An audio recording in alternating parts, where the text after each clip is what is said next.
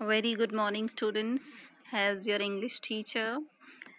So, students, we have started our first chapter of our book, Hornbill. So, this is the second part of the chapter. Yesterday, we have studied about the first two stages of the author's relationship with his grandmother. First stage was when the author used to live with the grandmother every morning used to wake him up, get him ready for the school, and accompany him to the school. And on their way, they always used to feed the street dogs, and come back together. So they had a very good relationship in the village. So they were enjoying the village life. This is the first stage. And the second stage, when the author's parents has called the grandmother and the child to the city school, and the child got admitted to the city school. Grandmother was not able to accompany the child to the school, since the child always go to the school by motor bus, and always grandmother was very sad that he couldn't accompany him to the school. She could not help the child in his studies, since the child used to study the English lessons, science, which the grandmother was not able to help him. So these are the first two stages. After the city school, the child go to the university, and the common link between them snapped down, that they were sharing the same room, at least in the city school. But when he started to go to the university, that common link also snapped down.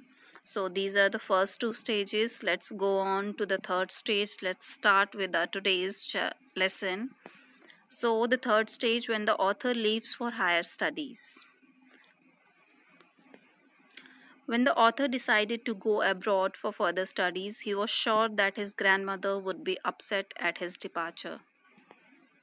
This was the stage when she found herself altogether secluded and lonely, but she tolerated this growing distance with grace and self respect. All day long she sat spinning the wheel and reciting her prayers. She relaxed for a short time, only in the afternoon, to feed the sparrows that came in large numbers. She was a kind hearted person. In the village, she used to feed street dogs, and in the city, she made friends with birds. They too became very friendly with her. The bond and level of comfort they shared with her is evident in the fact that they perched on her legs and head also.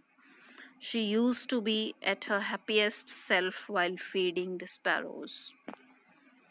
She came to the railway station to see him off, but didn't show that she was upset. She was absorbed in her prayers, telling the beads of her rosary. She silence kissed the forehead of the author, which the author thought could be, supposedly, the last of their physical contact, since the grandmother is growing old. He thought so because she was very old and may not survive till he completed his education and came back to his home. Stage 4, Author's homecoming after completing the studies in abroad. So, when the author returned after 5 years, he didn't find any change in his grandmother. He found her even more religious and self possessed than earlier. She spent a lot of time in prayers and in spinning the wheel. She was as old as ever and remained absorbed in her prayers. Even on the day of his return, she didn't give up feeding the sparrows, which was her religiously followed routine since many years. Feeding the sparrows was her only happy activity of the day. But just the day before her death, for the first time in so many years, she broke this routine and abandoned her prayers. In the evening, for the first time ever, she didn't pray. She collected several ladies of the neighborhood and sang songs related to the homecoming of warriors. She had to be persuaded to stop singing in order to avoid overstraining. However, the next day she was taken ill. Stage 5 is the grandmother's death. Though diagnosed with a mild fever by the doctor, grandmother knew that her end was near. She decided to spend the last few hours of her life reciting prayers and telling the beads of her rosary. She didn't want to waste any more time talking to anybody. She was distressed that she had neglected her prayers just before the final exit from the world. She lay peacefully in bed and constantly praying and telling the beads till her lips stopped moving and the rosary fell from her lifeless fingers. No one around her realized the time when she left for her heavenly abode.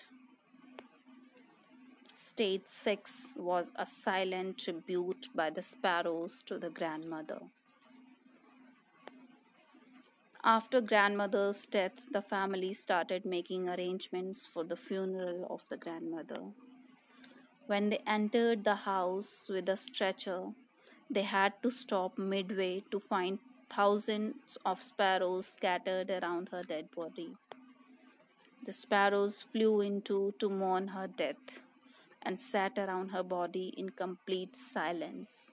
They were paying their last tribute to the grandmother. They flew away silently after the body was carried away for cremation. They even disregarded the breadcrumbs thrown for them by Khushwant's mother. The breadcrumbs were swept away by the sweeper the next morning. So this is all about the chapter The Portrait of a Lady, where the lady was the grandmother of Khushwant Singh, and Khushwant Singh is describing the relationship of grandmother and Khushwant Singh. So the whole chapter is divided into various stages. First, when they were living in the village. Second stage was when the author went to the city school. Next stage is when he got admitted to the university. Then he went to abroad for further studies, and when he came back, the grandmother was taken ill, and afterwards she died, and the sparrows gave a silent tribute to the grandmother, and even they didn't took any notice of the breadcrumbs thrown to them by the narrator's mother. So this is all about The Portrait of a Lady by Khushwant Singh. Students, go through the whole of the chapter through the NCRT app. Through that NCRT link, you can download the books, go through the whole of the text of the books, and uh, please try to cover that expressions given at the very start of the chapter, and try to find the meaning of those expressions from the context. So go through whole of the chapter, go through the text of the chapter, and consult the dictionary wherever necessary. So students, you have to self study the chapters and come with doubts if any. On Saturday we will have our doubt clearing session. Please feel free to ask for any doubts and be serious towards your studies. This is the first chapter. If you find any difficulty in understanding anything, if you want any change in my teaching, then please feel free to comment upon. So thank you for watching, students.